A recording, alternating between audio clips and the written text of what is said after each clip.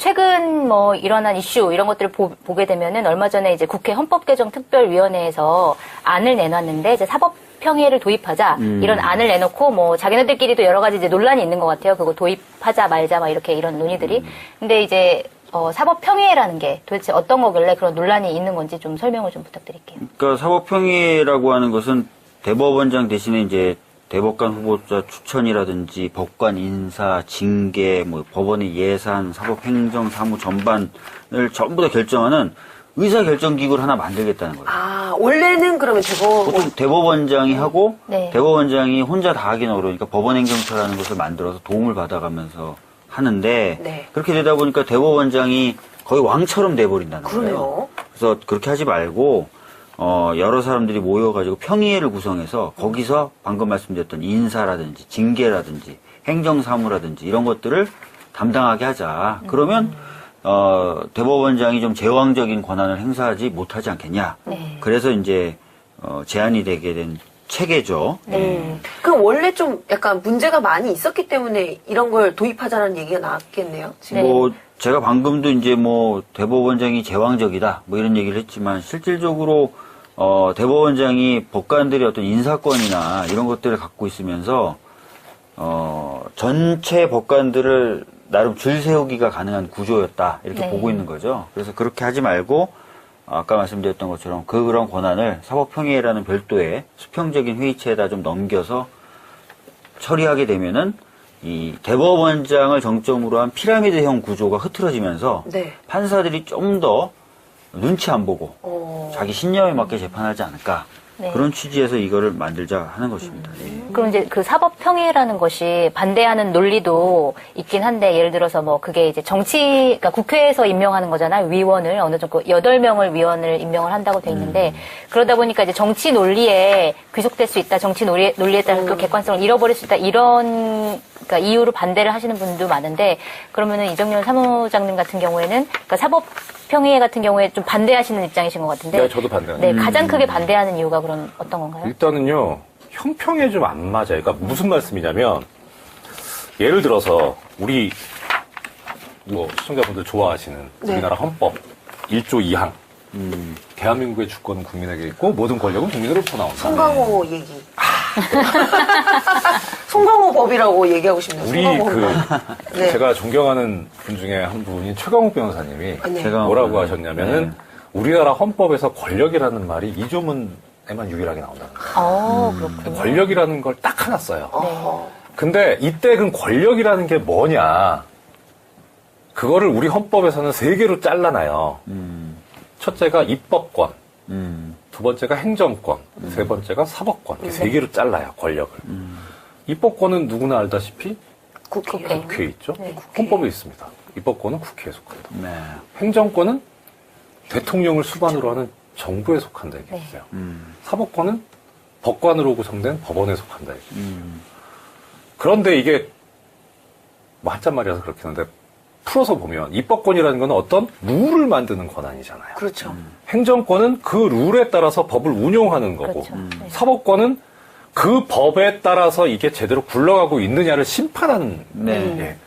그럼 헌법에 입법권은 국회, 행정권은 정부, 사법권은 법원 이렇게 박아놨으면 입법부에서는 사법권이나 행정권을 행하면 안 되고 네. 사법부에서는 입법권이나 행정권을 행하면 안 돼요. 그렇잖아요. 그렇죠. 다 독립된 그렇죠. 역할이 근데 있죠. 네. 예외가 있어요. 예를 들어서 법을 적용해서 어떤 심판을 한다. 입법부도 해요. 뭐 하냐? 의원님도 징계하잖아요. 뭐 그런 건 하죠. 그쵸, 네. 이게 그쵸. 사법권이에요. 그러네. 네. 법원은 그러면 행정권을 하지 않느냐? 법원은 입법권을 행사하지 않느냐? 해요. 대법원 규칙 만들잖아요. 그러니까 예외가 있어요. 네. 그건 어디에서 예외가 나오냐면 내부적인 상황은 거기다 맡기자는 자율권의 정신이거든요. 그러니까 사법행정권은 어디에 있었냐면 사법부에 있는 게 맞아요. 네. 체계상. 왜냐하면 사법권이 사법부에 있지만 입법부 내에서도 사법권을 행사하는 경우가 있듯이 사법부에서도 행정권을 행사하는 경우가 있어야 한다는 게 기본적인 헌법의 정신인 거예요. 근데 사법평의는 뭐냐면 그 행정권을 사법부가 아닌 외부에 준다는 거잖아요. 사법부가 잘했냐 못했냐를 떠나서 시스템을 따질 때는 삼자 간의 형평이 맞았는데 지금 형평이 안 맞는 거예요. 뭔가 좀 빠져드네요. 그러니까- 논리적이신데. 그러니까 상권 분립이 이루어져 있고 상권 분립을 지켜가야 되는데 이제 사법부에만 이제 사법평의회라는 것을 만들어서 뭐 입법부의 논리라든지 이런 것들이 들어가게 되면 사법부만 어쨌든 독립성이 유지되지 못하는 상황이 올 수 있다. 그렇죠. 그러니까 이런 말씀이신 것 같은데 의원님은 생각이 어떠세요? 사법평의에 뭐 대해서? 충분히 이제 뭐 이정열 판사님, 이정열 사무장님 말씀대로 볼 수도 있는데 반면에 지금 이제 사법평의의 기능은 크게 두 가지인 것 같아요. 하나는 아까 말씀드렸던 것처럼 제왕적이라고 현재 불리고 있는, 물론 이제 사람의 특수성이 있어요. 그러니까 양승태 대법원장이 좀 너무 심했거든요. 네. 예, 근데 이제 하여튼 그렇다 하더라도 대법원장이 갖고 있는 또는 가질 수 있는 제왕적 권한을 좀 넘긴다라는 개념이 하나 있고, 또 하나는 사법부에도 민주적인 통제가 가해져야 되는 거 아니냐. 예를 들어서 대통령 국민이 뽑아요. 국회의원 국민이 뽑습니다. 네. 판사 국민이 뽑나요? 아니죠. 예. 판사 어떻게 해서 판사가 돼요? 판사를 열심히 공부해가지고. 예. 네. 근데 어마어마한 권한을 들고 있죠. 그렇죠. 열심히 공부했고, 시험 쳐가지고. 근데 국민이 뽑아주지 않았지만 엄청난 권한을 가지고 있죠. 가져서 행사하니까 그런 부분에서 약간 민주적 정당성도 좀 부여하는 대신에 또 민주적 통제도 좀 가하는 식으로 하는 게 어떠냐. 그래서 약간의 이런 개념을 좀 쓰는 거죠. 그러니까 네. 뭐 국회나 대통령이나 이런 사람들이 추천하는 사람들이 그러니까 간접적으로 민주적 정당성을 좀 더 부과해 주는 거죠. 그런 사람들이 이제 사법 행정을 좀 하고 하면은 민주적으로 통제도 되고 또 반면에 민주적 정당성도 좀 확보될 수 더 있다. 확보될 수 있고. 네. 그러면 이게 두 약간 가지 있는 것 찬성하는 같아요. 입장이신 거예요? 뭐 일장일단이 있을 것 같아요. 왜냐하면 아까 말씀하셨던 것처럼 현재 우리나라의 사법 질서나 체계, 관례 뭐 이런 것들하고 과연 맞느냐에 대해서 한 번도 안 해본 제도이기 때문에 이게 당연히 이게 도입되면 잘 될 것이다라고 단정짓기는 어렵고, 또 아까 말씀하셨던 것처럼 사람의 문제일 수도 있는데 너무 크게 제도 변화를 시키는 것 아니냐라는 우려도 있을 수도 있고, 근데 아무리 착한 사람이라 하더라도 권한 남용의 가능성이 주어지면 경우에 따라서는 권한 남용하는 경우들도 있거든요. 그리고 또 그렇죠. 지금이야 이제 뭐 합리적인 분이 됐다라고 우리가 여길 수 있겠지만 또 정권이 바뀌면 또 그렇지 않은 분이 대법원장이 될 수도 있는 그런 상황이기 때문에 그러면 이 사람에 따라 바뀌는 이 시스템을 어떻게 또 바꿀 수 있을 것이냐라는 논란은 계속 있을 수밖에 없을 것 같긴 한데. 그래서 저는 이제 대안으로 네. 생각하는 게 네, 대안. 이게 지금 전국 대표 판사회의의 주장과 일치하는데요. 네. 지금 현행 헌법에 뭐라고 돼 있냐면 아까 잠깐 말씀드렸는데 사법권은 법관으로 구성된 법원에 속한다라고 돼 있어요. 그러니까 법관 회의 상설화 요거를 말씀하신 거죠. 법관회의. 그러니까 네. 최고 의사결정 기구로서 아까 사법평의회가 필요하고 그런 역할을 할 거라면 그 역할을 법관회의가 할 수 있다는 있다. 게 제 생각이고 네. 그 다음에 거기서 이제 뭐 여러 가지 방안들을 생각해 볼 수 있는데요. 뭐 이것도 이제 개헌 사항이긴 합니다. 그러니까 일단 전제로서 대법원장한테 권한이 집중돼 있다라고 하는 그 명제를 제가 부정하진 않아요. 권한이 과도하긴 해요. 그런데 그 과도한 권한이 있기도 하지만 양승태 씨는 너무 심하게 했던 거고 그걸 배제하고 나서 정말 순수하게 너무 권한이 집중돼 있다라고 하는 그 부분만 지켜보자는 거죠. 그래서 그거를 일단은 대법원장을 그러면 좀 낮춰야 된다. 네. 대안으로서. 그래서 모델이 될 수 있는 거는 저는 헌법재판소라고 생각을 해요. 네. 그러니까 헌법재판소는 일단 조직 체계상으로는 소장이 있고 헌법재판관이 있지만 사실 소장이라고 하는 지위는 9명의 헌법재판관 중에 뭐 선임자 정도. 그러니까 원오브댐. 네. 의 개념이에요. 그다음에 지금 사법행정권은 일선 법원에 주면 돼요. 예, 그렇게 해서 분산을 시키고 일선 법원에서도 그럼 법원장이 전행을 할 수 있으니까 그거를 그 법원에 속한 법관회의에 주면 되는 거고요. 네. 그러면 그렇게 해서 분산을 시키고 회의체로 구성하고 그렇게 가자는 거죠. 저는 대안이 그건데 이제 한계는 그거죠. 제가 판사를 했었기 때문에 팔이 안으로 굽는다고 그런 비판을 받는다면 뭐 그거는 할 수 없는데 적어도 그래도 저는 사람들 믿는 편이에요. 네. 오히려 지금 논의되는 것 중에 하나가 이제 뭐 개헌 사항 중에 사법평의 얘기도 나온다고 하지만 아까 민주적 통제 말씀하셨는데 판사를 선거로 뽑으면 되잖아요. 뭐 그런 방법도 있죠. 있죠. 어떻게 그럼 어떻게요? 절차가 어떻게 되는 건가요? 만약에 그렇게 된다면? 그러니까 그건 뭐 여러 가지 생각해봐야 되겠습니다만은 네. 우리나라 역사에 이건 있었어요. 있었어요? 스위스 같은 나라, 미국의 일부 주는 판사를 선거. 재밌네요. 이야, 좋다. 그러면 판사님도 이제 춤추시는 거예요? 인형 테스트를요? 이런 거 하시는 거예요? 그럴 수도 있는데. 네. 근데 이제 일단 우리나라 역사를 아, 보면 예. 4.19 민주혁명으로 이루어졌던 제1공화국 때 네. 있었어요. 어허. 그러니까 대법원장과 대법관까지 선거로 뽑는. 근데 다만 이제 국민이 뽑는 게 아니고 네. 그래요. 투표권을 법조인한테만 줬어요. 네. 그리고 법조인이라고 하면은 그 범위. 판사, 검사, 변호사. 네. 아하. 네, 그 다음에 이제 선거운동을 금지했어요. 네. 그러니까 이게 법조인들이 법을 움직이는 사람들인데 파벌이 형성될 수 있다 해가지고. 근데 약간의 부작용이 좀 심했었나 봐요. 그 제도 초창기고 그래가지고. 근데 하여튼 요는 그 선거일이 1961년 5월 17일이었어요. 어떻게 날짜 정확하게 사진. 기억하시네. 그 전날 역사적인 사건이 터지잖아요. 네. 아, 그러네요. 그러니까요. 그래서 그 선거가 무산이 돼요. 아하. 네. 그러니까 우리는 그런 제도도 가져봤고 선거를 위한 움직임도 다 있었던 거예요. 경험이 있어요. 그러니까 그게 꼭 반드시 아니다라고 말 못하겠고 게다가 지금 이번에 촛불혁명 같은 경우에 국민들이 제시했던 방향과 메시지가 그거잖아요. 국정에 우리가 지금 헌법에 대의민주주의를 채택하고는 있지만 대의민주주의를 최소화시키고 국정에 국민이 직접 참여하겠다. 네. 지금 스마트폰도 있고 여러 가지 수단들이 있으니까 얼마든지 그렇게 하겠다. 그런 거에서 보면 판사를 국민이 직접 선출한다. 이게 과연 정말 뜬금없고 택도 없는 소리냐라고 하기에는 예전에 시기상조다라는 얘기가 있었는데 이제 얘기해 볼 때가 되지 않나. 이제 개헌 얘기도 나오니까. 예. 그러니까 뭐 그런 것도 하나 아까 생각해볼 말씀드렸던 것처럼 스위스나 일부 미국이 주는 판사를 그렇게 뽑고요. 네. 특히 미국의 경우에 지역 검사장을 지역 검사들의 짱을 선거로 뽑아요. 어. 네. 그래서 영화 다크나이트 보셨어요? 다크나이트 배트맨 나오는 거예요? 배트맨 나오는 거 보면 네. 화려한 그 파티가 열려 있는데 거길 조커가 습격하잖아요. 예. 그 파티가 어떤 검사장의 재선을 위한 기금 마련 파티예요. 아, 오호. 그래서 그 굉장히 정의로운 검사장이 한 번만 더 검사장을 하면 자기는 은퇴해도 되겠다. 배트맨이 그렇게 생각하고 이 사람을 밀어줬는데 조커의 습격으로 다 망가졌어요.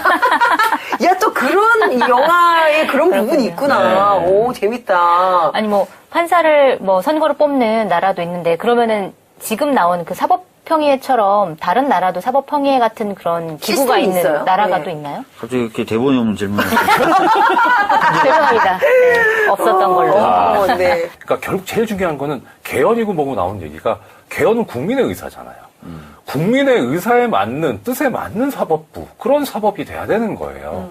그러니까 법이라는 것도 내가 그 적용을 받고 내가 이게 내 권리냐 아니냐 그걸 내가 알아야 되는데 내가 뭔 소리인지 모르겠다. 이게 무슨 법이냐. 왜 이렇게 어려운 용어를 써요? 저희 그 그래- 이유가 뭐예요? 아니, 그래 저희 같은 사람들.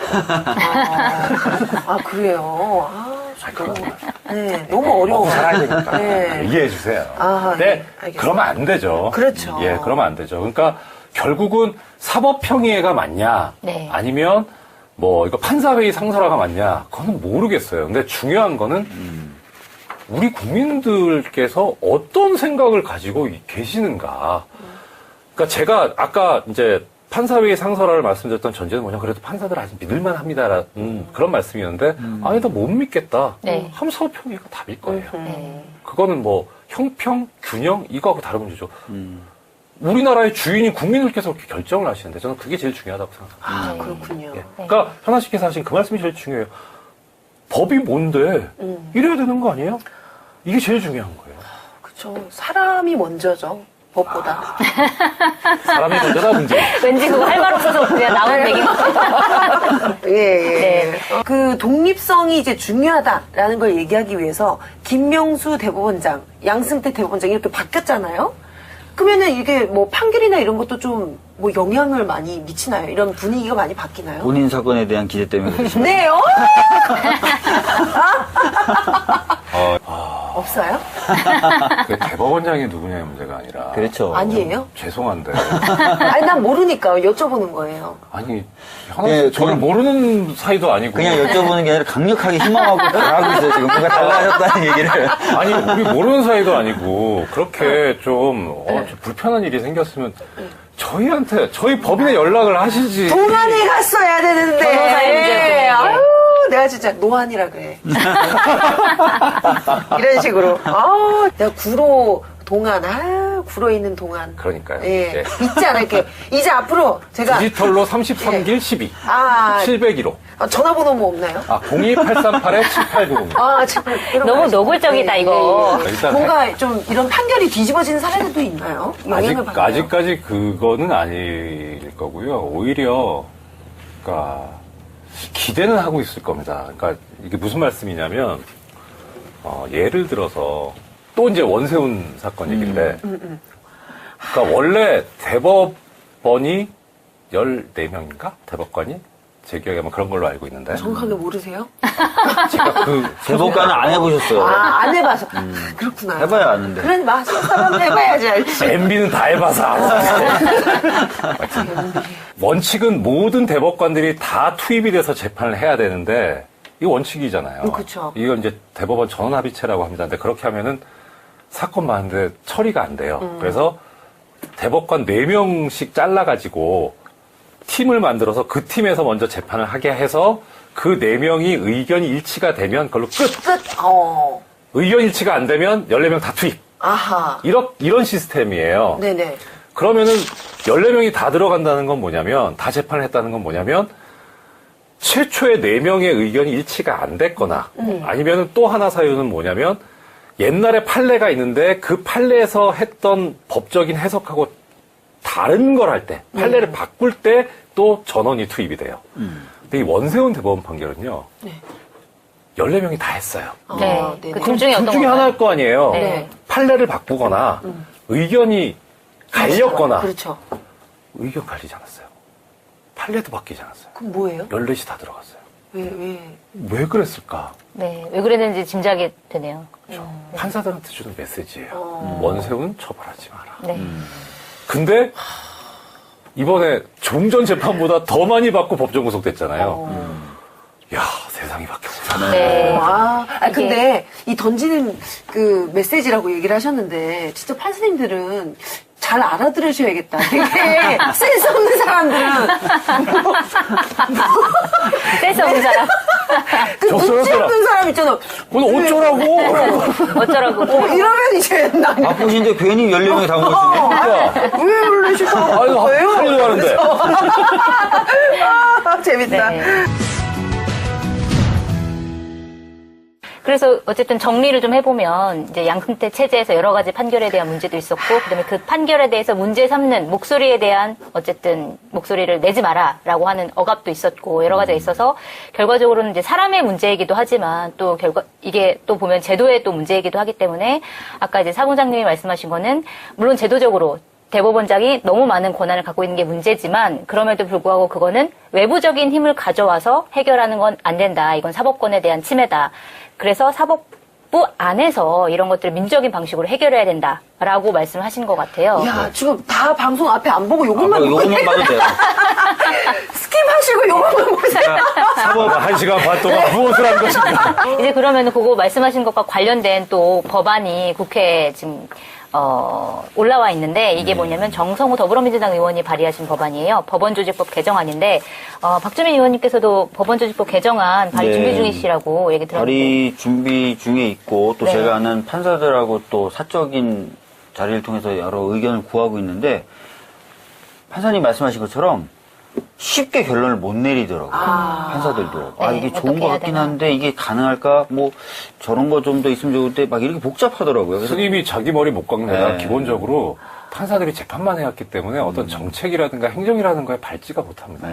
기본적으로. 그거는 감안해 주셔야 돼요. 법안을 좀 의견을 좀 받아서 좀 만들고 싶은데 네. 그러다 보니까 많이 늦어지고 있습니다. 늦어지고 그러면 오늘은 그 정성호 의원님이 발의하신 법안에 대해서 조금 더 알아보면 될 것 같은데 이 법안은 어떤 내용을 담고 있는지 좀 의원님께서 기본적으로 이제 법원장을 어떻게 결정하느냐라는 내용을 담고 있는데요. 네. 아까 말씀하셨던 것처럼 판사들의 회의체가 있는 거예요. 각 지방법원마다. 네. 근데 거기서 이제 판사 회의가 열리고 그 판사 회의에서 이번에 누가 좀 했으면 좋겠다. 법원장을. 그렇게 하면은 그렇게 결정된 사람을 대법원장이 그러면 너 판사회의에서 너를 그렇게 하니까 법원장 해. 이런 식으로 해서 이제 대법원장이? 네, 대법원장이 최종 임명은 하죠. 그렇게 임명을 하는 식으로 법원장 인사를 결정하고 그렇게 되면 이제 법원장이 또 판사회의와 논의해서 여러 가지 이제 사무분장이라고 아까 얘기하셨던 그런 것들을 하게 되겠죠. 그 다음에 이제 고등법원 부장판사 올라가는 시기에 판사분들이 옷을 많이 벗습니다. 뭐 나체가 됐다는 뜻은 아니고요. 옷을 저희도 알아들어요. 아, 예. 망설였었는데 예. 저 이런 거 좋아하거든요. 그래서 좋아하세요? 그만두고 예, 나오시는데 네. 실망입니다. 그게 이제 승진이 안 돼서. 네, 승진이 안 돼서 그런 거 좀 막기 위해서 예, 예. 장기 근속을 가능하게끔 하는 식으로 좀 바꾸자 이런 얘기들이 나오고 있어요. 지금 승진에 목매다는 이유가 있대요. 제가 이제 판사하는 후배들이나 선배들 얘기 들어보면 승진에 목매다는 이유가 요즘에는 나오면요 너무 또 어렵대네요. 판사조차도. 아, 그래서 변호사 웬만하면 좀 안에서 장기 끝까지. 근속하고 싶다는 사람이 점점 늘어나고 있는 추세고 그러다 보니까 좀 더 오래 있으려면 승진을 계속 해야 되잖아요. 네. 그럼 승진을 더 오래 하려면 또 누구한테 잘 보여야 돼요, 지금 상황에서. 대법원장에게 그렇죠. 잘 그래서 보여야죠. 이 바깥에서의 경쟁이 가속화되고 경쟁이 세지는 게 점점 오히려 이 법원 내 피라미드 구조를 공고하게 만드는 역할을 한다 그러더라고요. 그래서 장기 근속을 가능하게 하면 있고 싶은 사람은 굳이 승진 눈치 안 봐도 계속 있을 수 있다고 있게 되니까 약간 눈치도 덜 보게 되고 뭐 네. 그런 어떤 효과들도 노린 것 아, 같아요. 저는 판사님들 이제 공무원이라서 끝까지 저는 있을 수 있는 걸로 알았는데 옷 벗어야 돼요? 나체가 된다는 뜻은 그렇죠. 아, 그런 뜻은 아니고요. 근데 네. 왜 옷을 벗는 건가요? 네. 왜 승진 안 하면 그래도 나 철밥통 아니에요? 나 그냥 승진 안 해도 되는데 끝까지 있을래 이러면 안 되는 거예요? 일단 하나 말씀드릴 거는 판사는 종신직이 아니에요. 그러니까 뭐 정년이 있긴 한데 네. 그거를 현상을 보신 게 서기호 의원. 재임용. 예, 10년마다 재임용을 받아야 되는데. 아, 그래요. 예. 근데 그게 사실 진짜 사문화돼 있던 제도였었거든요. 근데 그거를 15년 만인가 세상에 다시 드러낸 게 이제 양승태 서기호 의원을 상대로. 어허. 그러니까 그때 당시에 판사들이 받은 충격이 되게 컸죠. 그러니까 우리가 그냥 재판 열심히 하고 일 잘하면 되는 줄 알았는데 보니까 찍히면 안 된다. 그러니까 10년 계약직이구나. 라고, 정규직이 아니었군요. 예, 알고 보니. 그러네. 그렇게 이제 인식이 되게 만든 사건이었었어요. 진짜 궁금한데 판사 월급 얼마예요? 제가 지방부장 할 때 대략 월급. 다 한 달에 500쯤 됐었던 오, 한 달에 것 같아요. 500. 세금 떼고? 세전 세후? 세후인가? 세후? 예. 통장에 들어온 돈이 500이면 500. 세후겠죠. 네. 근데 아시잖아요. 뭐 월급은 통장을 잠깐 스쳐가잖아요. 그렇죠. 그리고 사이버머니죠. 사이버. 일단 그거만 알아요. 카드가 올해 5번 달에 연체되나 안 되나. 그래서 아이고 연체는 안 될 것 같다. 여기까지만 신경 쓰지 뭐 구체적으로 얼마인지는 잘 기억은 안 나요. 500. 대략 그쯤 되는 것 같아요. 그러니까 최근에 보도낸 거 보니까요. 월 수입이 200이 안 되는 변호사 굉장히 많답니다. 엄청 많대요. 의원님 어떠셨어요? 변호사 저요? 시절에. 많이 버셨어요? 굶을 때도 좀 있었죠. 그럼 의원님이 되셔가지고 아주 좋습니다. 늘어나셨네요. 수입이. 아이고. 아직 모르세요? 이 축하드립니다. 방송하는 이유? 집 살려고? 집 살려고 이 당연히 방송 하신 거 그래서 아니에요? 변호사 하실 네. 때 힘드셔가지고 저 책상에서도 주무시고 삼각김밥 많이 드시고 저희 그 삼각김밥 안에 녹음 회사의 들었대요. 동료들이 네. 돈을 우리 방송에 이렇게 다원적인 게 있었나요? 민주적이죠? 네. 회사 동료들이 돈을 십시일반 모아줬었어요. 막판에. 진짜요? 막판에. 네. 세월호 가족분들 옆에 있을 때 벌이가 없으니까. 네.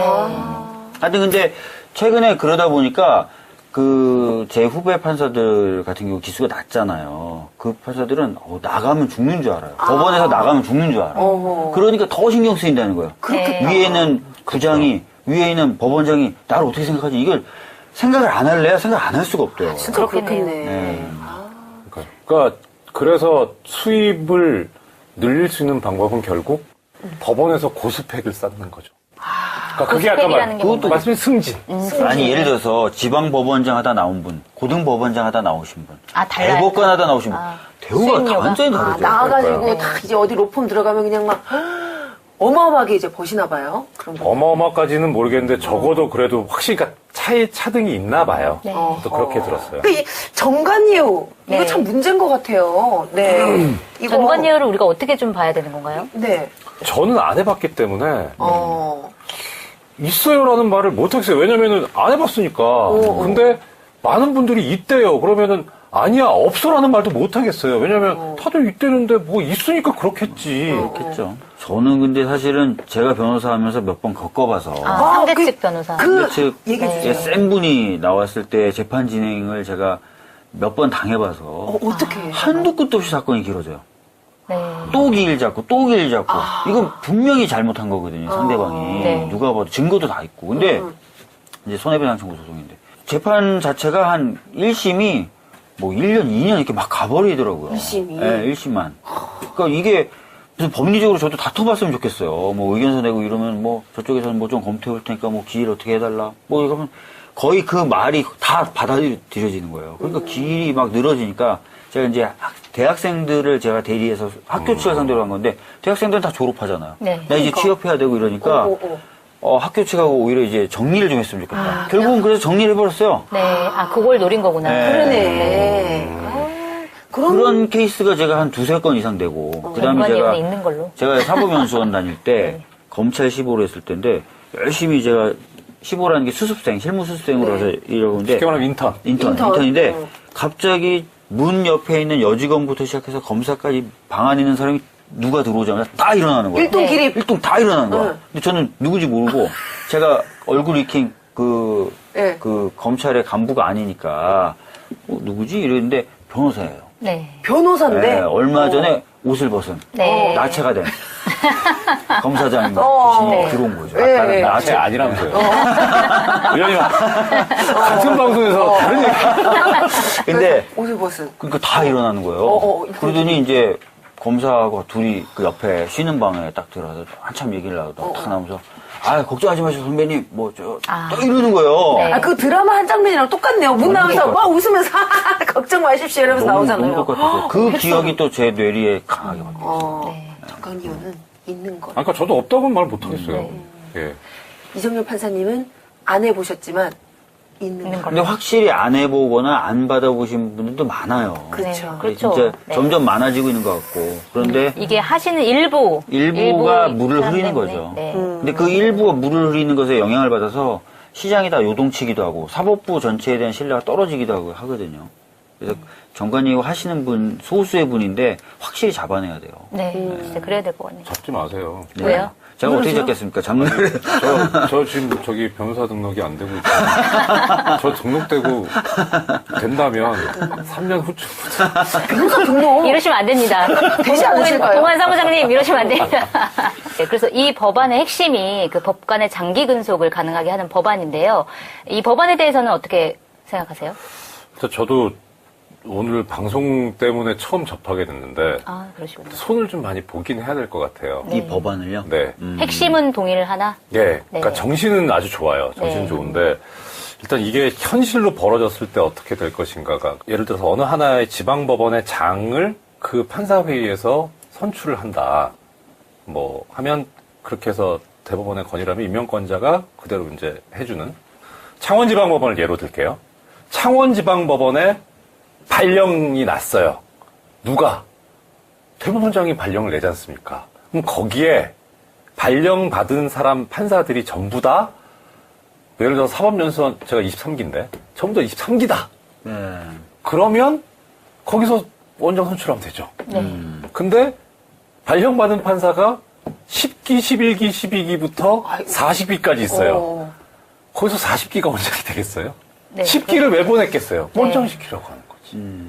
그러니까 이것부터 이 구조가 어떻게 해결이 될 것인가 사실 이 법안을 봐서는 약간 그런- 사실 좀 이해가 안 갔어요. 그러면 의원님께서 법안 발의하실 때 이 내용까지 좀 포함을 해서 그런 내용까지 좀 반영을 해야 되겠네요. 그러니까요. 네. 그리고 법안 내실 때 그 대나무 숲 게시판 만드는 것도 네. 박현아법으로. 예, 너무 답답해 하실 것 같아서 판사님들이 얼마나 좋겠어요. 참 이게 저도 너무 안타까운데 이정열 전 판사님처럼 좋은 판사님도 분명히 계시잖아요. 근데 대다수의 국민들은 참 법원을 좀 신뢰하지 않는 부분이 있어요. 유전 무죄, 무전 유죄 이런 식의 얘기도 나오고 있는데 맞습니다. 이런 국민들의 인식에 대해서 어떻게 생각하시는지도 궁금하네요. 일단 제일 중요한 건요. 국민이 답이에요. 국민들께서 그렇게 생각하시면 그게 맞아요. 그러니까 지금까지 제가 법원 있을 때도 그랬고 법원에서 제일 주로 했던 게 뭐냐면 우리는 열심히 하는데 국민들이 알아주지 않는다였거든요. 저도 그런 생각을 가졌던 적이 있고 근데 아니죠. 대한민국의 주권은 국민에게 있고 모든 권력은 국민으로부터 나오는데 주권자가 그렇게 생각하면 그 주권에서 파생된 권력을 위임받은 자는 잘못하고 있는 거죠. 그러니까 유전무죄, 무전유죄라고 생각한다고 맞아요. 네. 그러면 실제 그게 아니라면 그게 아니다라고 제대로 하고 제대로 보여드려야죠. 그런데 그걸 못하고 있는 거죠. 그리고 의원님 계시지만은 노회찬 의원님 말씀하셨잖아요. 네. 3호 경찰제 판결. 최보로한테는 징역 3년의 집행유예 5년 항상. 네. 그래 왔으니까. 그럼 어쩌겠어요. 그렇게 생각하신다는데. 그러면은 왜 사법개혁을 해야 되느냐? 왜 해야 되느냐? 국민들이 원하니까. 네. 국민들이 법원을 못 믿으니까. 검찰을 못 믿으니까. 국민들이 국민을 왜 믿게 해야 됩니까? 그분들이 주인이니까. 그분들이 세금을 내고 그 세금 받아서 먹고 살잖아요. 카드값 내고. 교통카드. 예, 교통카드. 예. 그러니까 네. 주인이 뭘 원하는지를 알고 거기에 따라야 되는데 아니 우린 잘하는데 왜 못 알아? 예, 이게 민중은 개돼지다 하고 뭐가 달라요? 예, 그러니까 저는 아까 질문 아마 그 취지는 아니었던 것 같은데 국민들의 인식에 대해서 그냥 국민들의 인식은 잘못되어 있지 않습니다. 아하. 국민들께서 그렇게 생각한다는 걸 빨리 알고 그걸 따라서 맞춰야 된다는 생각이에요. 어우, 너무 멋진 대답이시네. 근데 그게 그야말로 내가 국민으로부터 권력을 위임받은 사람이라는 생각을 할 수 있게 저는 그게 그러니까 사법부 독립도 좋고요. 대의 정치도 좋고 다 좋은데 그건 제도잖아요. 그 제도는 왜 있느냐? 국민의 기본적 자유와 권리를 보장하기 위해서 헌법을 만들고 그 틀을 만들어 놓은 건데 마치 대의제도가 왕인 것처럼 사법부의 독립이 지상과제인 것처럼 아니거든요. 국민의 자유와 권리를 보호하려고 하는 거니까 그걸 빨리 알고 거기에 맞춰야 된다는 생각입니다. 네. 그러면 어쨌든 사법개혁을 우리가 해야 되는데 국민들의 뜻을 따라서 사법개혁을 해야 되는데 사법개혁에서 가장 시급한 문제, 가장 중요하게 생각하는 문제, 그거를 꼽아보신다면 뭐가 있을까요? 그럼 어차피 저한테 물으셨으니까 저 개인적인 견해. 그러니까 주권자인 국민한테 다시 돌려주는데 재판권을 국민한테 주면 되잖아요. 그게 제 생각이에요. 네. 그러니까 지금 예를 들어서 국민참여재판을 합니다. 네. 국민참여재판을 하는데 배심원단이 결정을 해요. 의견을 내요. 근데 그 의견에 대해서 반드시 따라야 되진 않아요. 네. 왜냐하면 헌법에 모든 국민은 법관에 의한 재판을 받을 권리가 있어요. 그러니까 배심원단, 법관이 아닌 배심원단이 결정을 했는데 거기에 재판부 무조건 따라가야 된다면 이건 현행 헌법상은 위헌이에요. 그러니까 그 조항을 손을 봐야죠. 법관에 의한 재판에서 그거를 어떻게든 배심제든 참심제든 그건 제도는 어떻다 쳐도 국민이 직접 재판할 수 있는 권리를 보장해 줬으면 좋겠어요.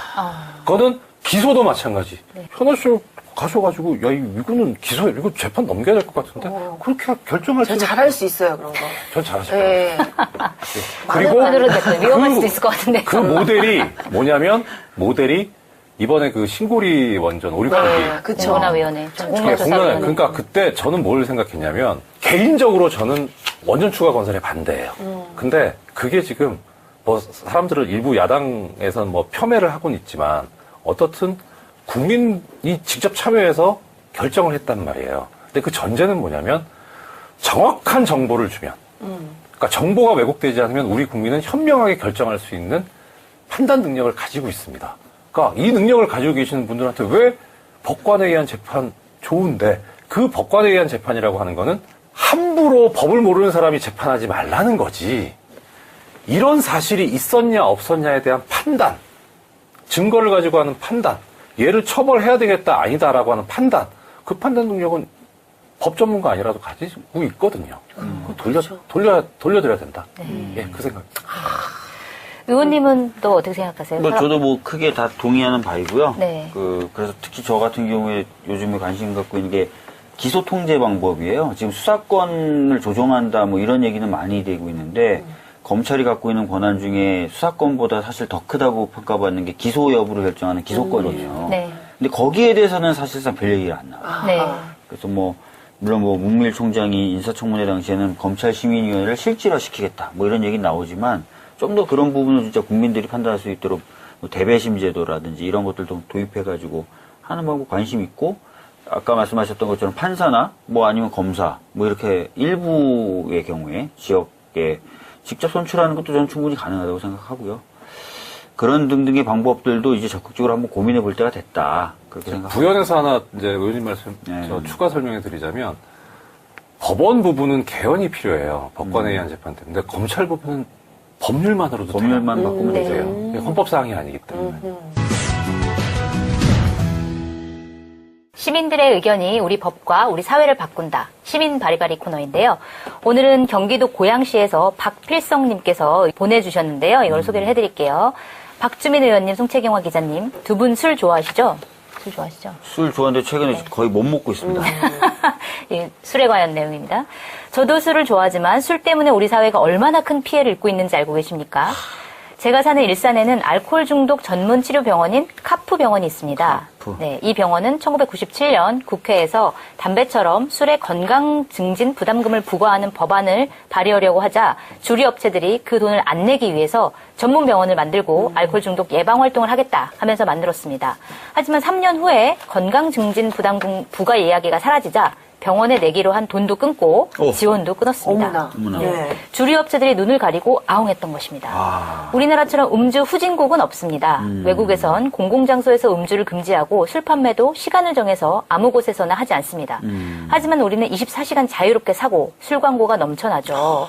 바로 주류 회사들의 로비 때문입니다. 그러다 보니 한 해 음주로 인한 질병과 중독, 자살 사망으로 연 6조 이상 사회 비용이 발생한다고 하고요. 그럼에도 술 제조량과 소비량은 해마다 늘고 있습니다. 그래서 부탁드립니다. 부디 주류 회사에 건강 증진 부담금을 부과하는 법안을 만들어주세요. 또 술 제조량을 정하는 곳은 국세청입니다. 그런데 국세청 직원들이 퇴직 후에 낙하산을 타고 재취업하는 곳이 바로 주류 관련 회사라고 하는데 그들이 국세청에 또 로비를 하죠. 그러니 국세청 직원들의 퇴직 후 주류 회사 재취업을 막는 법안 이것도 꼭 만들어주시기 바랍니다. 이야. 술을 좋아하는 저로서는 굉장히 뜨끔한 이분 진짜. 아니 근데 이분 굉장히 전문적이에요. 예, 네. 전문적인 내용을 다 알고 계시네요. 박 의원님 어떠세요? 이 법안 뭐 가능할 것 같나요? 이것은 검토를 해볼만 할 것 같아요. 실제로 그리고 지금 건강증진 부담금 얘기가 사라져서 전혀 이런 부담을 안 하고 있다면 그것도 좀 문제가 있는 것 같고요. 그래서 네. 법안 발의 가능성이 얼마나 되는지 한번 검토해서 되는 대로 발의를 좀 하도록 하겠습니다. 지금 우리나라가 좀 술에 대해서 굉장히 관대한 편이잖아요. 그래서 최근에 이제 국민들이 이 술로 인한 범죄, 이 형벌을 낮추는 것. 네. 그 뭐라 그러죠? 좀 고급스럽게? 심신미약 감경 이거를 없앴다. 네, 맞아요. 네. 술을 마셨다고 해서 고급은 형을 아니고. 감경해주는. 고급 아니에요? 예, 저는 어려운 말. 어려운 말. 네. 그래서 거기 이제 많은 분들이 이제 청원을 하셨더라고요. 네. 이제 뭐 술로 인해서 뭐 사고 치고 이런 거 이제 봐주면 안 된다. 근데 지금 이분은 또 이 술로 그 술 가격 안에 우리가 또 국민들의 건강을 책임지는 부담금을. 그 세금을 매기자. 네. 지금 이거 이런 한번 내용이시네요. 조사해봐야 될 것 같아요. 그러니까 국세청 직원들이 퇴직 후에 정말 주류업계에 얼마나 취직하는지. 네, 그거 이거 국정감사 때 뭐 한번 이럴 때. 뽑아가지고 네, 문제 하면서 제기해보는 것도 재밌을 것 같은데요. 네. 네, 이렇게 법 바리바리에서는 시민들의 의견을 기다리고 있습니다. 시민들이 의견 보내주실 곳은요, 저희, 페이스북 페이지가 있는데요. 박주민, 송채경의 법 바리바리 검색하시면 페이스북 페이지가 나오고요. 여기에다가 의견을 남겨주시고, 성함, 연락처, 주소를 남겨주시면 저희가 선정을 해서 선물을 보내드리도록 하겠습니다. 네, 아유, 의견을 저희가 남겨주시면 꼼꼼히 다 읽으면서 동시에 선물도 저희가 또 이렇게 꼼꼼하게 준비를 했습니다. 짜자잔! 네, 죽을 만큼 힘들면 회사 그만두지 그래. 제목이 너무 파격적인 것 같은데. 가 아니고, 안 되는 이유. 라는 반전이 이런 있는 반전 제목이네요. 제목이 있는 요 책이 굉장히 요즘 베스트셀러라고 합니다. 그 지난주에 저희가 칼퇴근법 관련돼가지고 방송을 했었잖아요. 그래서 이 책을 저희가 준비를 했는데 출간 즉시 20만 부. 와. 야, 20만 부면 인쇄가 부럽다. 얼마야? 부럽다. 출판사가 좋네요.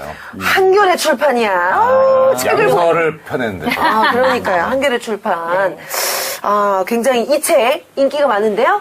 의견 남겨주신 분들께 저희가 또 선물을 드릴 테니까 지금 남겨주세요.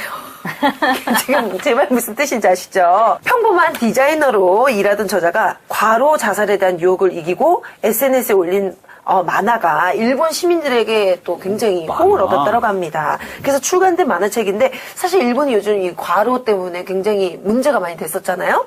자, 만화의 공감과 의사의 지리문답, 과로 우울에서 벗어나 자신의 행복한 삶을 찾는 방법을 제시하는 이 책. 죽을 만큼 힘들면 회사 그만두지 그래. 가 안 되는 이유. 저희 법무부인 동화는 참 좋은 회사예요. 그런 거 없다면서요. 아주 과로가 그냥 없나요? 과로 없고 법 다 지키시고. 네. 당연하죠. 네. 왠지 그렇습니다. 과로가 없으면 의료인들이 싫어하실 것 같아요. 변호사들이 좀 과로한다 솔직히 그래서 좀. 과로 하고 싶습니다. 네. 저희한테 사건을 좀 많이 맡겨주시죠. 예. 또 알겠습니다. 최상의 컨디션에서 또 이렇게 또 일을 그건 이제 변호를 저희가 하시니까. 얼마든지 지금 또 사실 네. 저희 대표 변호사님 저기 앉아 계신데 아, 네. 저희 끝까지 법무부인 동화 오늘. 예. 아니, 오늘 출연료 안 들어도 되는 거 아니에요? 이 정도면? 우리가 받아야 될 것 같아요. 그러게, 우리가 받아야 될것 같아요. 거의 지금 그 수준. 홍보료 받아야 될것 같아요. 네네. 오늘 일단 조회수를 올려야죠. 아, 그렇죠, 그렇죠. 오늘 함께 해주신 과로하고 싶은 남자. 네. 예, 이정열 전 판사님, 법무법인 동안의 사무장님이셨습니다. 고맙습니다. 인사 마지막으로 드리시기 전에 주소 한번 읊어주시죠. 법무법인 동안. 예, 서울 구로구 디지털로 33길 12 우림 이비지센터 2차 넷마블 앞에 있습니다. 그게 좋네, 넷마블 앞에 701호. 있다는 예, 거. 그리고 지하철은 지하철 2호선 구로 디지털 단지역에서 내리시면 됩니다. 10분 거리 걸어서. 예, 네네네. 오늘 나와주셔서 감사합니다. 고맙습니다. 감사합니다. 네, 다음 시간에도 더 알찬 내용으로 찾아뵙길 약속드리면서 오늘 박주민, 송채경의 법 바리바리 여기서 마치겠습니다. 감사합니다. 감사합니다. 뭐 개헌 사항 중에 사법평의 얘기도 나온다고 하지만 아까 민주적 통제 말씀하셨는데 판사를 선고를 뽑으면 되잖아요. 뭐 그런 방법도 있죠. 있죠. 어떻게, 그럼 어떻게요? 절차가 어떻게 되는 건가요? 만약에 그렇게 된다면? 아까 그건 뭐 여러 가지 생각해 봐야 되겠습니다만은 네. 우리나라 역사에 그건 있었어요. 있었어요? 스위스 같은 나라, 미국의 일부 주는 판사를 선고. 재밌네요. 이야, 좋다. 그러면 판사님도 이제 춤추시는 거예요? 인형 테스트를요? 이런 거 하시는 거예요? 그럴 수도 있는데. 네. 근데 이제 일단 우리나라 역사를 아, 보면 예. 4.19 민주혁명으로 이루어졌던 제1공화국 때 네. 있었어요. 어허. 그러니까 대법원장과 대법관까지 선거로 뽑는. 근데 다만 이제 국민이 뽑는 게 아니고 네. 그래요. 투표권을 법조인한테만 줬어요. 네. 그리고 법조인이라고 하면은 그 범위. 판사, 검사, 변호사. 네. 아하. 네, 그 다음에 이제 선거운동을 금지했어요. 네. 그러니까 이게 법조인들이 법을 움직이는 사람들인데 파벌이 형성될 수 있다 해가지고 근데 약간의 부작용이 좀 심했었나 봐요. 그 제도 초창기고 그래가지고 근데 하여튼 요는 그 선거일이 1961년 5월 17일이었어요. 어떻게 날짜 정확하게 사진. 기억하시네. 그 전날 역사적인 사건이 터지잖아요. 네. 아, 그러니까요. 그래서 그 선거가 무산이 돼요. 아. 네. 그러니까 우리는 그런 제도도 가져봤고 선거를 위한 움직임도 다 있었던 거예요. 경험이 있어요. 그러니까 그게 꼭 반드시 아니다라고는 말 못하겠고 게다가 지금 이번에 촛불혁명 같은 경우에 국민들이 제시했던 방향과 메시지가 그거잖아요. 국정에 우리가 지금 헌법에 대의민주주의를 채택하고는 있지만 대의민주주의를 최소화시키고 국정에 국민이 직접 참여하겠다. 네. 지금 스마트폰도 있고 여러 가지 수단들이 있으니까 얼마든지 그렇게 하겠다. 그런 거에서 보면 판사를 국민이 직접 선출한다. 이게 과연 정말 뜬금없고 택도 없는 소리냐라고 하기에는 예전에 시기상조다라는 얘기가 있었는데 이제 얘기해 볼 때가 되지 않나 이제 개헌 얘기도 나오니까 예. 그러니까 뭐 그런 것도 하나 아까 생각해볼 말씀드렸던 것처럼 스위스나 일부 미국이 주는 판사를 그렇게 뽑고요. 네. 특히 미국의 경우에 지역 검사들의 짱을 선거로 뽑아요. 어. 네. 그래서 영화 다크나이트 보셨어요? 다크나이트 배트맨 나오는 거예요? 배트맨 나오는 거 보면 네. 화려한 그 파티가 열려 있는데 거길 조커가 습격하잖아요. 예. 그 파티가 어떤 검사장의 재선을 위한 기금 마련 파티예요. 아, 오호. 그래서 그 굉장히 정의로운 검사장이 한 번만 더 검사장을 하면 자기는 은퇴해도 되겠다. 배트맨이 그렇게 생각하고 이 사람을 밀어줬는데 조커의 습격으로 다 망가졌어요.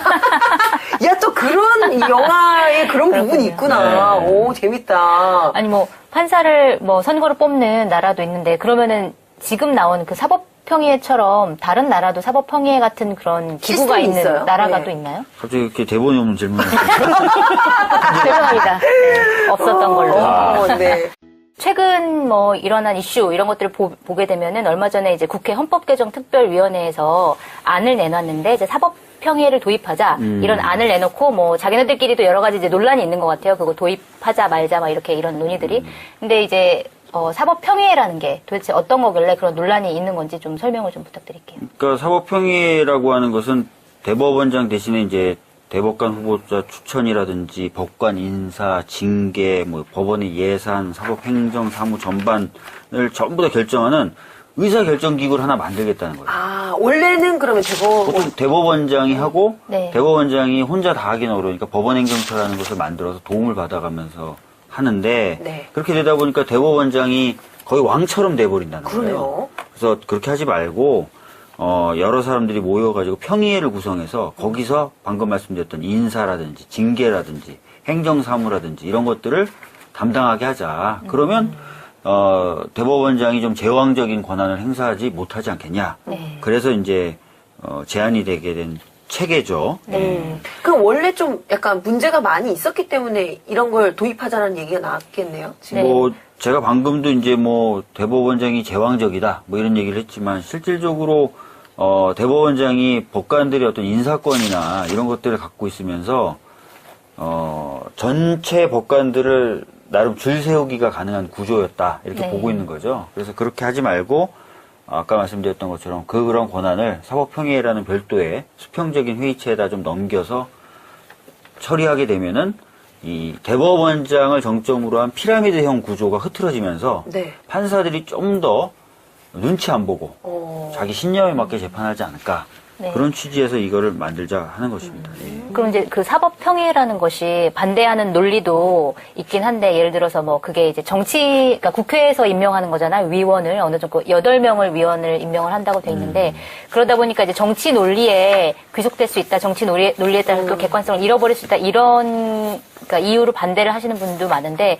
그러면은 이정렬 사무장님 같은 경우에는 그러니까 사법평의회 같은 경우에 좀 반대하시는 입장이신 것 같은데 네, 저도 반대합니다. 네, 가장 크게 반대하는 이유가 그럼 어떤 건가요? 일단은요, 형평에 좀 안 맞아요. 그러니까 무슨 말씀이냐면, 예를 들어서, 우리, 뭐, 시청자분들 좋아하시는 네. 우리나라 헌법 1조 2항.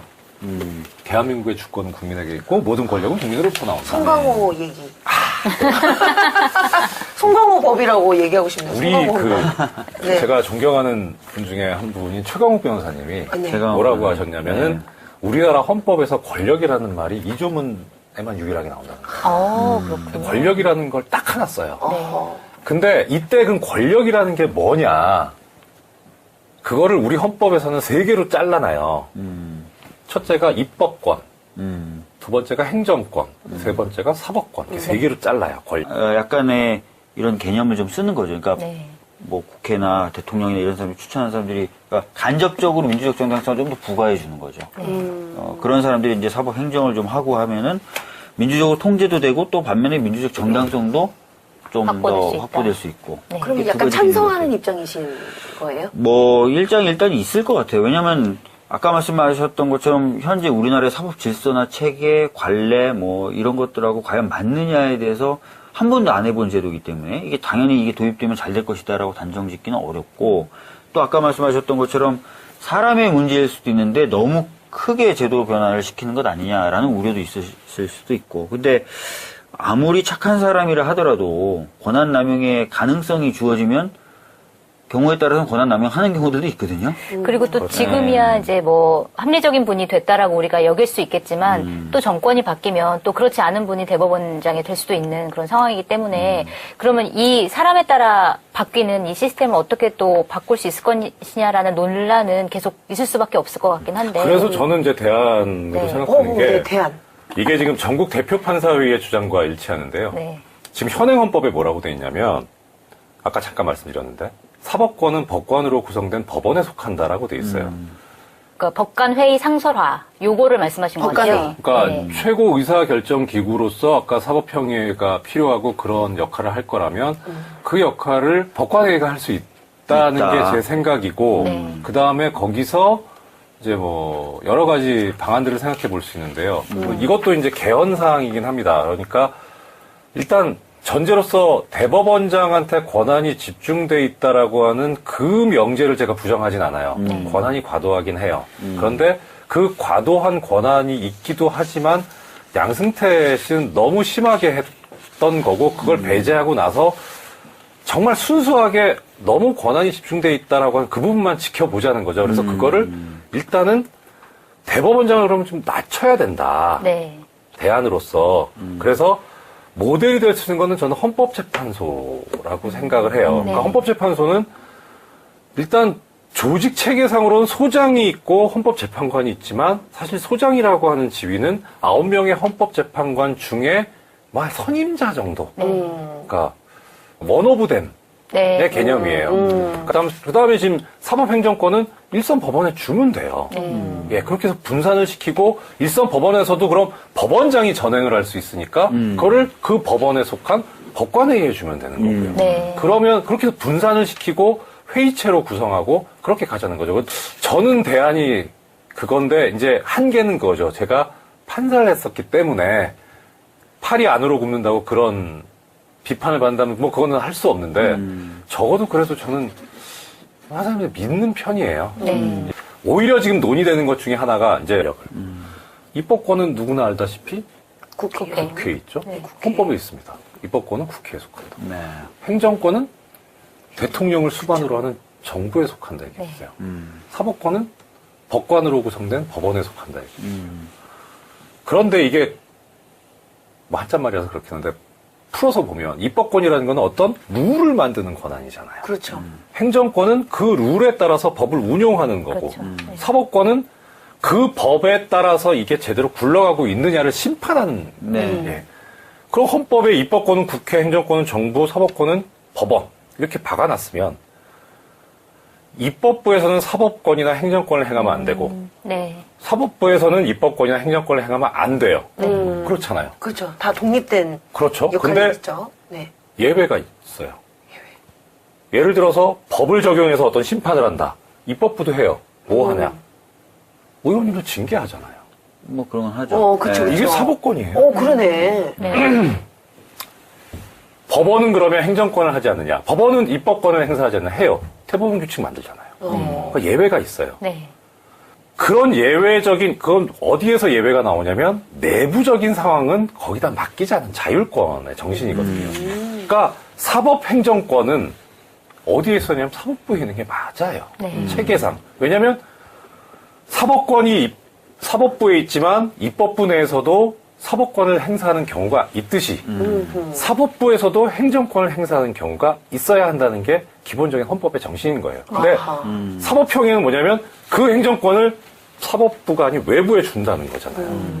사법부가 잘했냐 못했냐를 떠나서 시스템을 따질 때는 3자 간의 형평이 맞았는데 지금 형평이 안 맞는 거예요. 뭔가 좀 빠져드네요. 그러니까- 논리적이시네. 그러니까 삼권 분립이 이루어져 있고 삼권 분립을 지켜가야 되는데 이제 사법부에만 이제 사법평의회라는 것을 만들어서 뭐 입법부의 논리라든지 이런 것들이 들어가게 되면 사법부만 어쨌든 독립성이 유지되지 못하는 상황이 올 수 있다. 그렇죠. 그러니까 이런 말씀이신 것 같은데 의원님은 생각이 어떠세요? 사법평의에 뭐 대해서? 충분히 이제 뭐 이정열 판사님, 이정열 사무장님 말씀대로 볼 수도 있는데 반면에 지금 이제 사법평의의 기능은 크게 두 가지인 것 같아요. 하나는 아까 말씀드렸던 것처럼 제왕적이라고 현재 불리고 있는, 물론 이제 사람의 특수성이 있어요. 그러니까 양승태 대법원장이 좀 너무 심했거든요. 네.